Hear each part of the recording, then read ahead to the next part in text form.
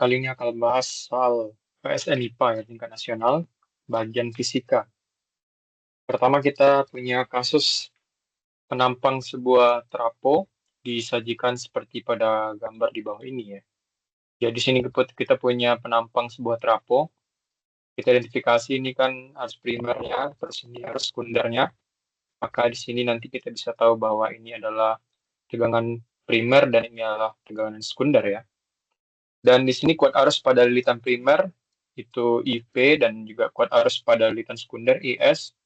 Jika IP-nya adalah 8 ampere dan efisiensi daya trafo adalah 0,75, maka rasio dari IS IP itu berapa? Jadi kita akan cari berapa rasio dari arus sekunder dan juga arus primer ya. Pertama kita tahu bahwa untuk mencari efisiensi daya trafo itu kita bisa gunakan rumus seperti ini. Itu sama dengan PS ya, dibagi dengan PP seperti itu ya. Bagi dengan, ya sebentar, kita pakai simbol ini. Efisiensi itu sama dengan daya sekunder dibagi dengan daya primer ya. Daya primer. Nah, untuk mencari daya kita bisa gunakan persamaan, yaitu adalah tegangan dikali dengan arusnya. Berarti PS itu kita bisa dapatkan VS dikali dengan IS bagi dengan PP dikali dengan IP. Nah, kita pengen cari rasio dari IS dan IP, maka kita bisa dapatkan seperti ini. IS dibagi dengan IP ya, itu sama dengan kita bisa dapatkan efisiensi dikali dengan PP dibagi dengan PS ya. Jadi ini kita kali silang saja. Jadi PP nanti kita kali dengan efisiensi dibagi dengan tegangan pada sekundernya. Maka ini kita bisa dapatkan 0,75 terus dikali dengan PP-nya itu adalah 20, terus dibagi dengan PS-nya adalah 5 ya. Maka ini kita bisa kalikan 0,5 kali 20, 0 habis, ini naik, 7,5 kali 2 itu 15, terus dibagi dengan 5, maka sama dengan 3 ya. Berarti rasio dari arus sekunder dan juga arus primer itu sama dengan 3, seperti itu ya. Nah, itu adalah soal pertama kita. Berikutnya kita lanjut ke soal berikutnya. Kita punya suatu rangkaian kapasitor di sini. Rangkaian kapasitor yang dihubungkan dengan sumber tegangan adalah 6 volt ya. Jadi di sini kita punya rangkaian, misalkan 8 mikrofarad dengan 4 mikrofarad itu kan paralel ya, dan 6 mikrofarad, terus nanti hasil paralel ini, dan juga 12 mikrofarad itu kan seri seperti itu ya.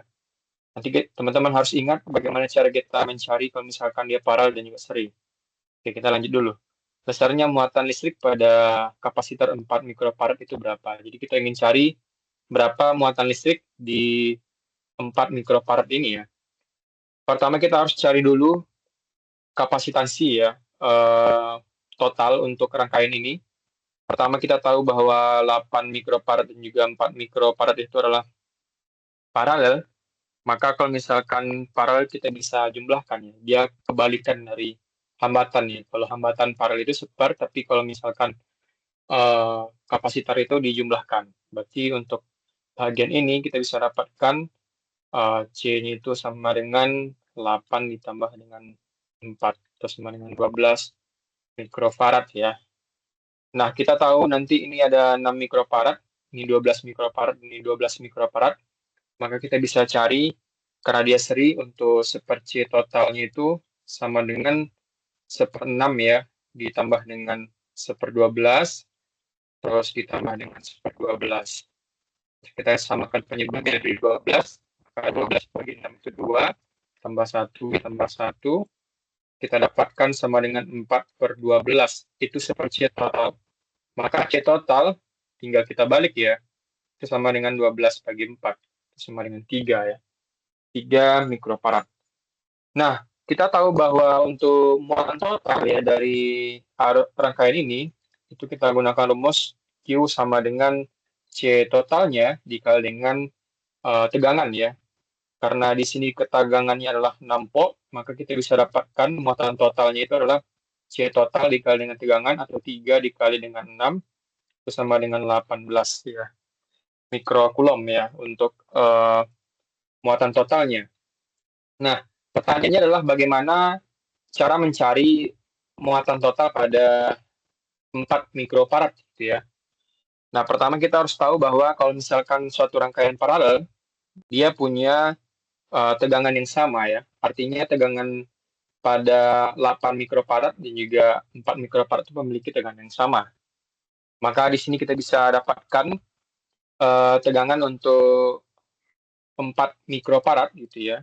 Tegangan untuk 4 mikrofarad itu sama dengan tegangan total ya, dikali dengan C gabungan ya, dari 8 dan juga 4 per C totalnya. Kalau 8 dan 4 karena dia seri, berarti itu sama dengan 1/12 ya. Kenapa kita pakai 1/12?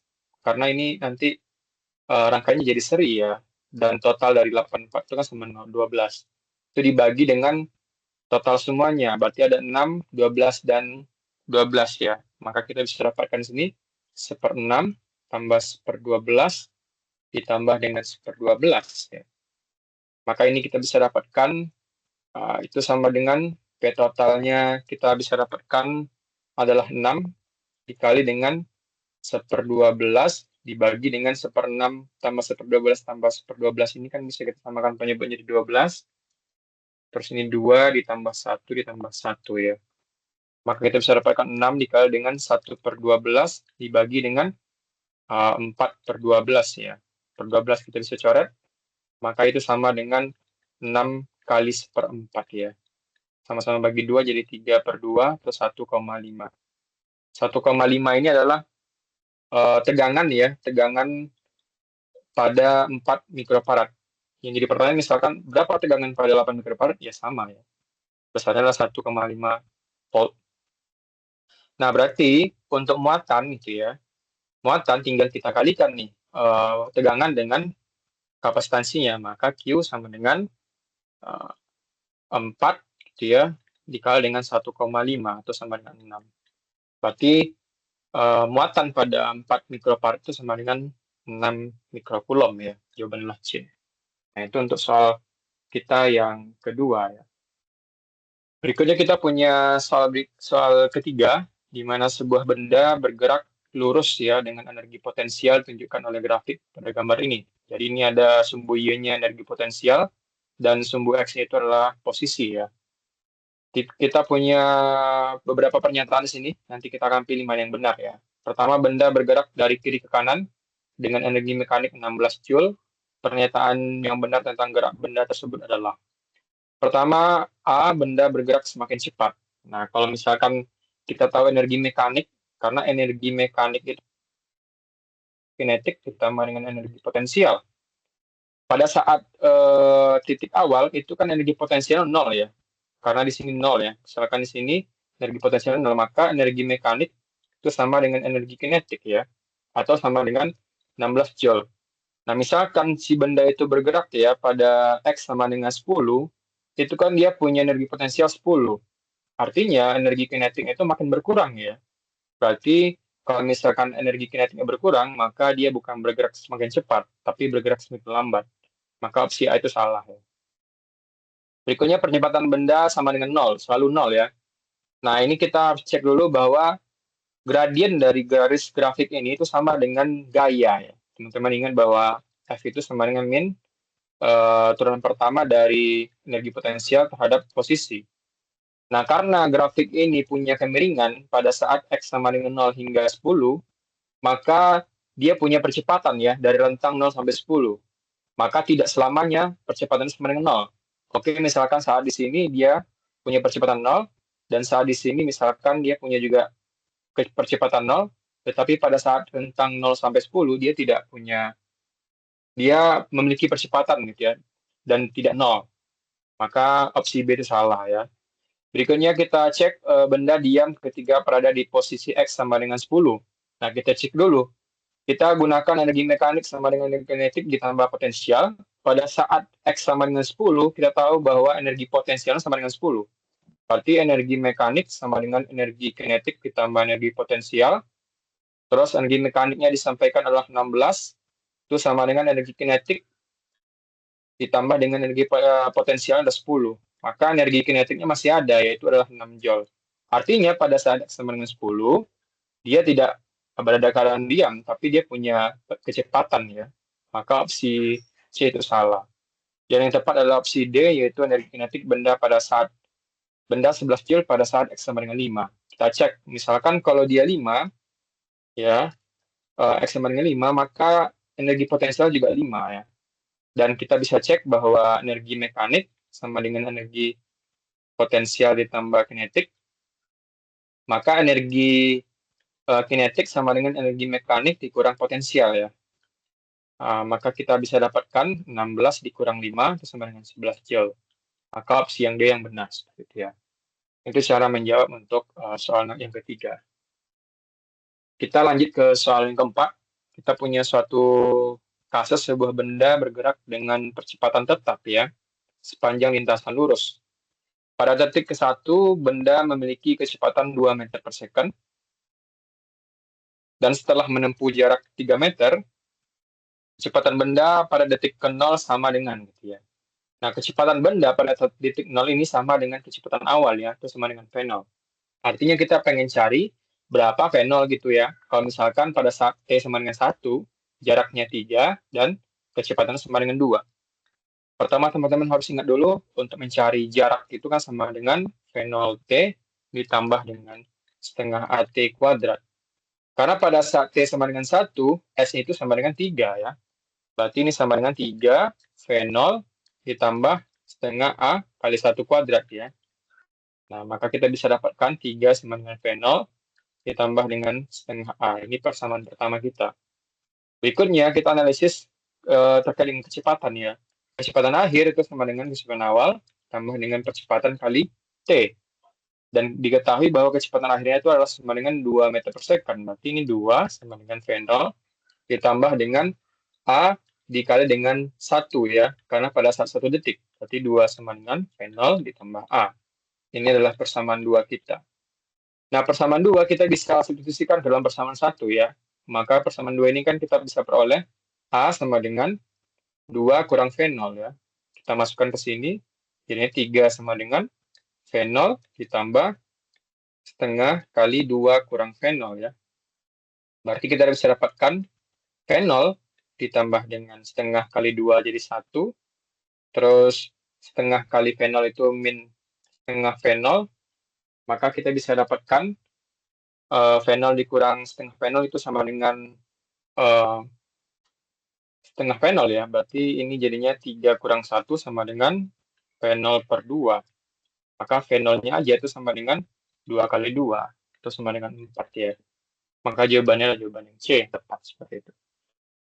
Nah, kita lanjut ke soal berikutnya, atau soal terakhir kita. Jadi kita bahas 5 soal dulu. Pertama kita punya 2 pipa ya, identik A dan B dipasang secara vertikal sehingga ujung atas keduanya sama tinggi gitu ya. Ujung bawah kedua pipa saling dihubungkan. Air dimasukkan ke dalam pipa A dan minyak ke dalam pipa B. Sehingga tinggi kolom minyak di dalam pipa B itu sama dengan 5 cm. Massa jenis air adalah 1 gram per cc dan minyak 0,9 gram per cc, maka jika jarak permukaan minyak ke ujung atas pipa B sama dengan 2,5 cm, jarak permukaan air ke ujung atas pipa A sama dengan berapa ya? Pertama kita bisa tahu bahwa massa jenis airnya itu kan sama dengan 1 gram per cm pangkat 3. Terus massa jenis minyak itu sama dengan 0,9 gram per cm pangkat 3. Berikutnya, tinggi kolom minyak ya. Di sini bisa kita tuliskan misalkan H minyak ya. Itu kan sama dengan 5 cm ya. 5 cm. Berikutnya, karena diketahui bahwa jarak permukaan minyak ke ujung atas pipa B 2,5, maka kita bisa cari ya jarak dari permukaan minyak ke dasar pipa, yaitu di bagian ujung atasnya 2,5 ditambah dengan 5 itu sama dengan 7,5 cm. Nah, Karena tekanan di dasar kedua pipa itu harus sama, maka kita bisa gunakan rumus tekanan seperti ini ya. P itu sama dengan rho G kali H. Terus tekanan itu kan dari airnya kita bisa dapatkan rho air dikali dengan G dikalikan dengan H air ya, sama dengan rho minyak ya, minyak kali G kali H minyak ya, minyak. Nah, G kita bisa eliminasi karena kedua ruas punya G, maka kalau misalkan kita pengen cari H air ya, maka kita bisa dapatkan H air sama dengan rho minyak dikali dengan H minyak ya, bagi dengan rho air. Jadi kita tinggal kali silang ya. Maka kita tinggal substitusikan karena rho air sama dengan 1 dan rho minyak sama dengan 0,9. Terus dikali dengan H minyak itu adalah 5 cm ya. Berarti 0,9 kali 5 per 1 itu sama dengan 4,5 ya. 4,5 cm. Nah, yang ditanyakan adalah jarak permukaan air ke ujung atas pipa A ya. Maka kalau jarak ke ujung atas pipa A itu sama dengan tinggi totalnya 7,5 kurang dengan 4,5 ya. Sama dengan 3 cm. Maka jawaban yang tepat adalah jawaban yang B untuk kasus yang terakhir ini.